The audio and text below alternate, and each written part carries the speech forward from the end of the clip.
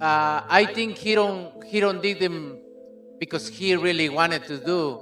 I think Turki Al-Ashi told him you need to do something, and he did. He did. Same shit that everybody else been saying since I moved to 147. I ain't fought nobody. Every last one of them stump a mud hole in. He gonna be next. Canelo Alvarez and Terence Crawford aren't just sharing the stage, they're igniting it. The tension has been relentless, from the first verbal shot to the final cold stare that forced Dana White to step in. He did before. He tried to welcome me back, and it just was my reaction. Crawford didn't pull any punches in their latest clash, declaring that on fight night there won't be any shoving, just pure punishment. Then came his warning. "I'll stomp a mud hole in your ass." That wasn't mere trash talk. It was a declaration of war. True is you gonna be a nobody. When I stump a mud hole in your ass, you gonna be a nobody. You gonna be just like everybody else. Watch. Watch.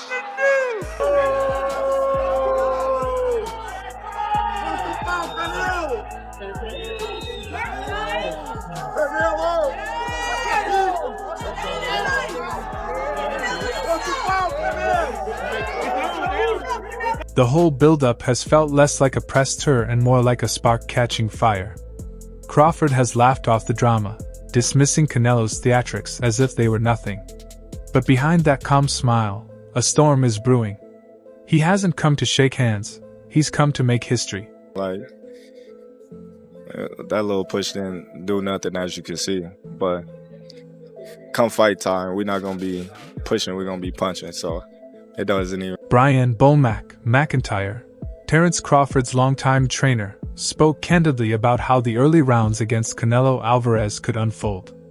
He didn't sugarcoat the risks of facing such a seasoned and powerful fighter, admitting the opening round may be tough, a test of timing, distance, and feel. You know, like I always say, it's going to be a tough few rounds, you know, until Terence makes his adjustments, and then, like he does every fight, he's going to take it over and run away with it. However, he emphasized that Crawford sticks to a clear, proven pattern. That's the secret to his success. Bomack explained that once Crawford reads his opponent, adjusts to their rhythm, and cracks their style, the fight quickly shifts in his favor. This wasn't hype, but a measured prediction from a trainer who has watched Crawford solve every challenge placed in front of him. The longer they let Terence grow, the worse off they're going to be. So that's how I look at it, like that. You just look at it, a big dude. Yeah, no, he looked pretty filled out, pretty solid. And strong. Meanwhile, Canelo has made it equally personal, recalling his clash with Billy Joe Saunders. He pointed out that Crawford has sparked the same kind of fire, and once that flame ignites, Canelo transforms into a different beast altogether inside the ring. A lot of MMA fans, UFC fans, may not have ever seen you fight before, and they might tune in because staying in the UFC are involved. So what has it been like maybe introducing yourself to a lot of them? Naysayers haven't held back either. Jake Paul, always a controversial voice, chimed in on the Canelo vs. Crawford debate, criticizing the fight's marketing. Known for mixing combat with theatrics, Paul argued that the promotion doesn't match the reality of the matchup. I think it's corny, to be honest. You know, I tweeted, imagine if Ronaldo and Messi had dinner together before the World Cup. That's just not how real competitors. You think Michael Jordan was doing that type of shit?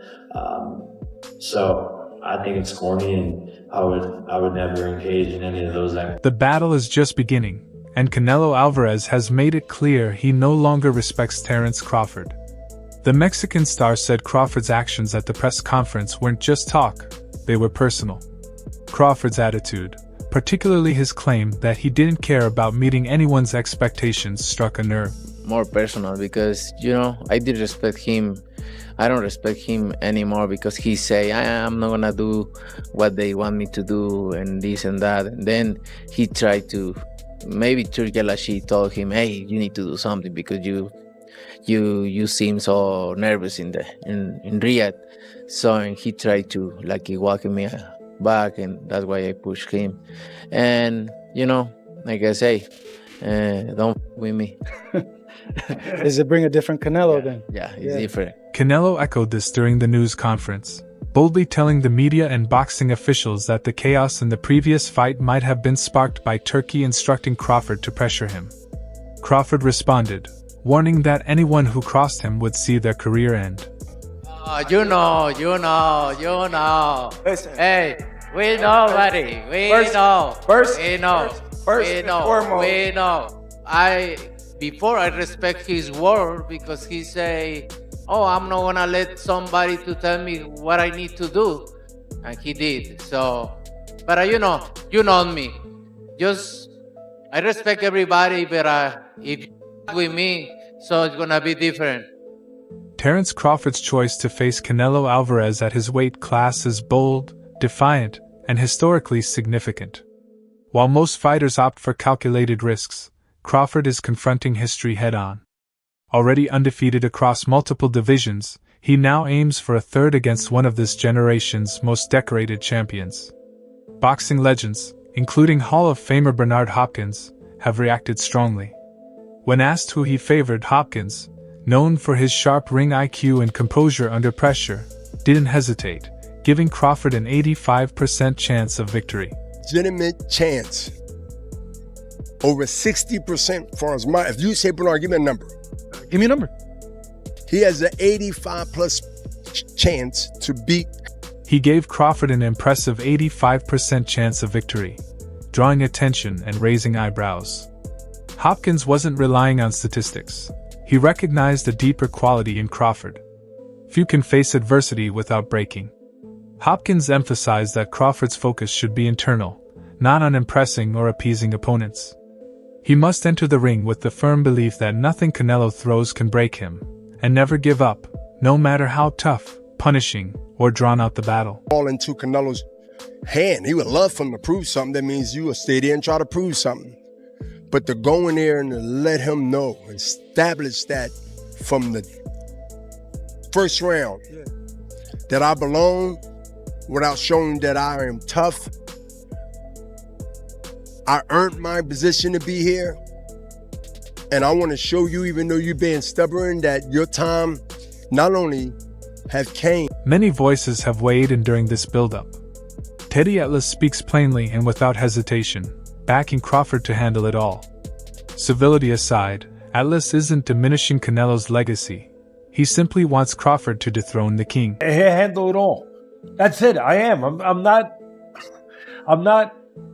in any way trying to shortcome the tremendous fighter named Canelo. I like Canelo a lot, but I like Crawford more. I like Crawford, and I liked him before Canelo didn't look great in his last fight against Skull. I liked him when the fight was first made 2 years ago, or talked about 2 years ago, or close to. Even Crawford, fully aware of his opponent's strengths, isn't backing down, saying, "Yeah, he's heavier than me, but I have tools that match his, so it's going to be a great fight." Amir Khan, who has faced both Canelo Alvarez and Terence Crawford, weighed in on the matchup, calling it difficult to predict. While Canelo is typically the bigger fighter, Crawford didn't seem much smaller when Khan faced him. You know, it's a hard fight to call, Canelo Crawford, because, you know, Crawford is a big guy as well. I mean, I normally would say Canelo because he's a bigger guy, but and normally he's bigger than his opponents and he puts on the weight well. And when I fought him, he was much. Khan also noted that Canelo rehydrates and enters the ring heavier than Crawford did when they fought. Even though Crawford matched Canelo's size in their bouts, Khan observed a notable difference in power, describing Canelo's punches as exceptionally dangerous, beyond normal, and suggested that his strength could be a major factor in the Crawford was as big as Canelo, but I just don't feel that Crawford hits as hard as Canelo. Canelo hits very hard. I mean, his power is, you know what I mean? His power is like unreal. Speaking with Talk Sport Boxing, Amir Khan acknowledged Crawford's impressive power but said it doesn't match Canelo's knockout strength. He noted that Crawford has looked sharp in recent fights, despite both fighters being in the later stages of their careers. Khan believes the matchup remains very close. Crawford's got power, don't get me wrong, Crawford's got amazing power, but the thing is that it's not that knockout power that Canelo has. Now, you have to understand, I fought Canelo 10 years ago or so. Now, is that the same Canelo that is out there now? But a lot of people saying Canelo's maybe past his best. Crawford's come off some good wins, looking really good. But still, the age is very similar. Both guys are getting on towards the end of their career. I think it's evenly matched, but I do lean more towards Canelo in this one, even though Crawford's a very close friend of mine and helped me in my training camp for my last fight. But it's a hard fight to call because both fighters are at the top of the game. I think it's something that boxing's not seen for a very, very long time, where you've got two fighters. It's hard to say who's going to win.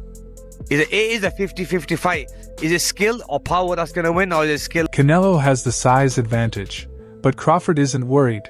He has the skills, speed, and mindset needed. He's fighting to win, not just to survive. This is about ability, not bravado. While Crawford respects Canelo's talent, he believes he can be greater, and if proven right, a new era could begin. Voices across the boxing world are starting to echo this sentiment. On the Porter podcast, Andre Berto couldn't hide his admiration for Crawford's achievements. It's going to be a great fight, and two of the best are fighting the best. I mean, my opinion, I think you can put Crawford in any position, and man, for some way he knows how to figure it out to get out of that position. I mean, he's man, and he got that dog. Canelo has the size, yes, but Crawford remains unfazed, relying on his speed and mindset. He approaches this fight to win, not just to survive, an assessment based on skill, not bravado. While he respects Canelo, he's betting on himself. Frank Martin analyzed the strategies Crawford and William Skull might use against Canelo. After Canelo's last bout, Skull leaned more on evasive tactics, which Martin felt went too far. He doesn't expect Crawford to be defensive in the same way. He's bigger, but that doesn't mean much. Bigger fighters are usually slower. When a smaller guy moves up in weight, especially against a puncher, he often has an advantage. Martin explained. He added that when Canelo's fire burns hotter, past challenges re-emerge with new intensity. Floyd Mayweather, the undefeated legend who once trained a young Canelo in Las Vegas, has returned, not in the ring, but with words sharp enough to sting. His confidence isn't new, but it carries extra weight amid one of Canelo's most intense build-ups. You could take a guy like Canelo who picks and chooses his opponents. I'm telling the truth, this man was nothing. I was nearly 40 when I handled him, Mayweather said, criticizing Canelo's reputation. The conversation doesn't stop there. Oscar de la Hoya, another former great who has watched both fighters rise from different corners of boxing, weighed in. Known for his candid critiques, de la Hoya offered layered praise while highlighting key aspects of the matchup. Or we'll see, Canelo just annihilate him because of the weight. You have to remember that Crawford is a 47-pounder or 54-pounder. And Canelo has fought he's probably weighed 200 pounds in the ring at one point. So, and it makes a huge difference, guys. 1 pound, 2 pounds, 3 pounds makes a huge difference. So, especially at the elite level. So I think it's... De La Hoya acknowledged the reality of the weight difference. Size isn't just a number on the scales, it's a weapon. Canelo, having filled out at 168 pounds, brings power and physicality Crawford hasn't faced before. De La Hoya didn't sugarcoat it. Even with all of Crawford's tools, the weight gap could disrupt his plans. Still, Crawford remains unfazed. Questions about size swirl like a storm, but he stands calm. He doesn't speak loudly, yet when he does, it lands. He's heard it all before. Too small, outmatched, won't last. Yet here he is, moving up another weight class with the same quiet fire. For Crawford, this isn't reckless, it's methodical, a career built on logic and pushing boundaries. No, not really. I'm strong, and come fight night, people will see how strong I really am. Canelo's strong, a good puncher, but so am I. Fight night's going to be a good time, Crawford said. Former champion and analyst Timothy Bradley also backed Crawford with rare conviction. He believes Canelo won't stop Crawford, not by knockout, pressure or size. According to Bradley, Crawford has too much skill, grit, and timing. Canelo is about to face a match not just physically, but mentally in the ring. I would pick Terence Crawford to beat a Canelo Alvarez, even at 168. Everybody can call me crazy and whatever you want to say. I get it. Y'all didn't believe me when I told you about Spence, but trust me, Crawford will figure out a way. I know a secret y'all don't know, and I ain't gonna tell you why I would pick Terence Crawford, but it's part of the secret is the reason why I'm picking him. I feel like more than anything, he has a mental edge over Canelo. You could possibly say that. Yeah. Possibly say that. You know, has he lost yet? No. You see Canelo go down the stretch and second guess himself sometimes. There it is, right? Bomac spoke on physical readiness, stressing the importance of mental, strategic, and nutritional preparation. The goal is to ensure Crawford isn't just in shape, but firing on all cylinders come fight night. "We know the type of fighter Canelo is," he said. "As a fighter, you prepare mentally. As a trainer, you make sure he's sharp mentally, physically, strength-wise, diet, everything. When every detail is dialed in, stepping into that ring becomes easier, even against someone like Canelo." Bomac highlighted Crawford's unique mental toughness, particularly against a seasoned opponent like Canelo. Crawford's self-belief permeates every part of his life, giving him a potential edge. From front to back, he's committed to winning and will do whatever it takes. "That's the difference," Bomac explained. While Canelo's experience is undeniable, past moments show he has hesitated in later rounds, whereas Crawford consistently maintains focus. Today, the battle often comes down to who cracks first under pressure, and Crawford appears to hold the mental advantage. The countdown is nearly over, and the intensity is building. Canelo Alvarez and Terence Crawford are chasing legacy, not just titles. Every face-off and statement has shaken the boxing world.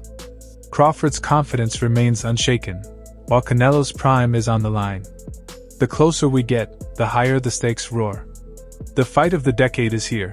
Will Crawford etch his name in history again, or will Canelo prove why he's the face of boxing?